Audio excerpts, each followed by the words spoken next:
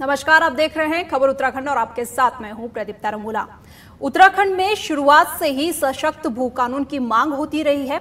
अब इस भू कानून को लेकर प्रदेश के मुखिया पुष्कर सिंह धामी का बड़ा बयान सामने आया है।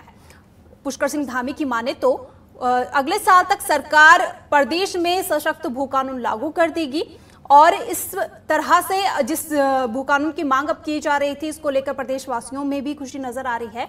लेकिन कुछ बातें भी हैं जो उन्होंने कही हैं और इसी को लेकर आज हम चर्चा करेंगे, क्योंकि प्रदेश में सशक्त भू कानून की मांग सालों से उठ रही है और अब जब खुद प्रदेश के मुखिया का यह बयान सामने आया है कि जल्द ही प्रदेश में सशक्त भू कानून लागू कर दिया जाएगा, तो इसको लेकर भी अब तमाम सवाल उठने लगे हैं। आज इसी को लेकर हम चर्चा करेंगे, सशक्त भू कानून को लेकर। इसको लेकर हमारे साथ तमाम मेहमान मौजूद हैं। हमारे साथ यूकेटी से शांति प्रसाद भट्ट जी मौजूद हैं, साथ ही हमारे साथ शंकर सागर जी, संस्थापक भू कानून अभियान उत्तराखंड, साथ ही हमारे साथ निशांत रौथान भी मौजूद हैं उत्तराखंड एकता मंच से। सभी मेहमानों को बहुत बहुत स्वागत है। चर्चा की शुरुआत शांति प्रसाद जी आपसे करना चाहूंगी, क्योंकि आप शुरुआत से ही उत्तराखंड के मुद्दों को उठाते आ रहे हैं और उत्तराखंड में एक मुख्य बिंदु रहा है भू कानून, जिसकी मांग शुरुआत से ही की जा रही है। हालांकि अभी तक उत्तराखंड में सशक्त भू कानून नहीं बना है और अब प्रदेश के मुखिया पुष्कर सिंह धामी का बयान सामने आया है कि अगले साल तक उत्तराखंड को सशक्त भू कानून मिल जाएगा। क्या लगता है कि भू कानून अब लागू हो जाएगा, और अगर भू कानून लागू हो जाता है तो क्या कुछ सुविधा अब प्रदेश में देखने को मिलेगी प्रदेशवासियों को? दीपिका जी, पहले मैं आपको बता दूं कि भारतीय जनता पार्टी ये झूठ का पुलिंदा है। ये बवाली पार्टी जब जब जनता के आगे दबाव में आई है तो इन्होंने झूठ बोलकर अपनी सरकार बचाने का प्रयास किया। मैं आपके संज्ञान में मामला लाता हूं। इन्होंने 2017 का में वादा किया था लोकायुक्त कानून लाए। दूसरी बात, जिसके अंदर झूठ बोलने पार्टी नंबर 1 हो, मैं उदाहरण दे रहा हूं देश का। वांगचू जो लेह लद्दाख में 6 शेड्यूल की मांग कर रहे थे, वहां भारतीय जनता पार्टी के मैनिफेस्टो में था कि हमारा सांसद जिता दो, हम 6 शेड्यूल पर आपको देंगे। उसके बाद क्या हुआ? आज वांगचू पूरे प्रदेश के लोगों को लेकर लेह लद्दाख से दिल्ली पैदल कूच कर रहे हैं। 2 अक्टूबर को उनका प्रधानमंत्री से मिलने का कार्यक्रम है।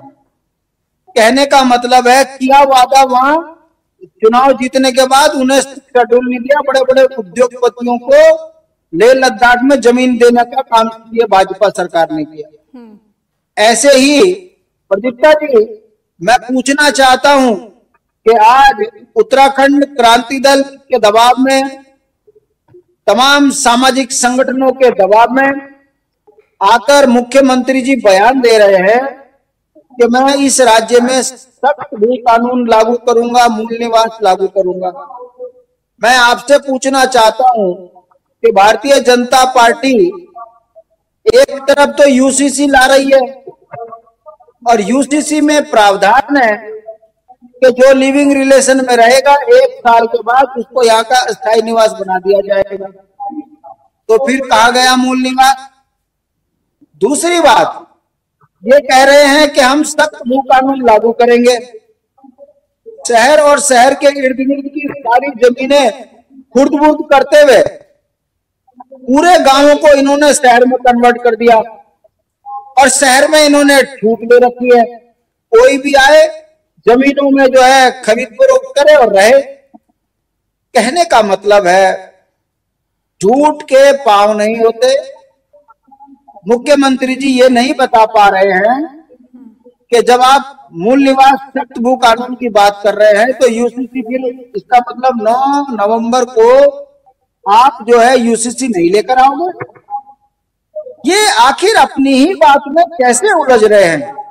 और हमारा ये कहना है, जितने भी हिमालयी राज्य हैं, वो चाहे हिमाचल हो, हिमालयी राज्यों में हिमाचल हो, अरुणाचल हो, नागालैंड हो, मिजोरम हो, लेह लद्दाख हो, जम्मू कश्मीर हो, जब आपने उनको विशेष सुविधाएं दी हुई हैं तो फिर उत्तराखंड के साथ ये अन्याय क्यों? हम तो सीमांत क्षेत्र के लोग हैं। अगर हम सीमा के प्रहरी के रूप में देश सेवा में लगे हैं तो भाई हमको आर्थिक सामाजिक रूप से सुरक्षित करते हुए अगर आप सख्त भू कानून लगाते तो हमारी जमीनें ना बिकती, हमारी संस्कृति पे हमला ना होता, हमारी बोली भाषा सुरक्षित होती।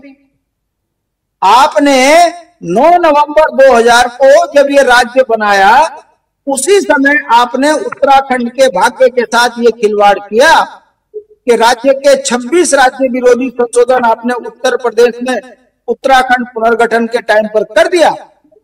और आज देख लीजिए, ना हमारी बोली है ना भाषा है। 24 साल का इन राष्ट्रीय पार्टियों का विकास ये है कि आज हम 24 साल के बाद अपने अस्तित्व को बचाने के लिए आंदोलन कर रहे हैं कि मूल निवास भू कानून लागू करो। जिस राज्य की संपदा से सत्ताएं नहीं बचा पा रही है, जिस राज्य की सरकार राजधानी तय नहीं कर पा रही है, जिस राज्य की सत्ता 64 लाख से 1,35,00,000 यहाँ जनसंख्या कर दे, उसके बाद यहाँ की राजनीति में भी बाहर वालों को ताकतवर बना दे, ऐसी बेईमान भ्रष्ट सरकार से क्या उम्मीद की जा सकती है? हम कहते हैं चुनौती के साथ कि भारतीय जनता पार्टी ये बताए कि 2017 में आपने भू कानून में परिवर्तन क्यों किया? जी ठीक है। यहाँ पर इन्वेस्टर समिट के नाम पर हमारी संपदा क्यों लूटी?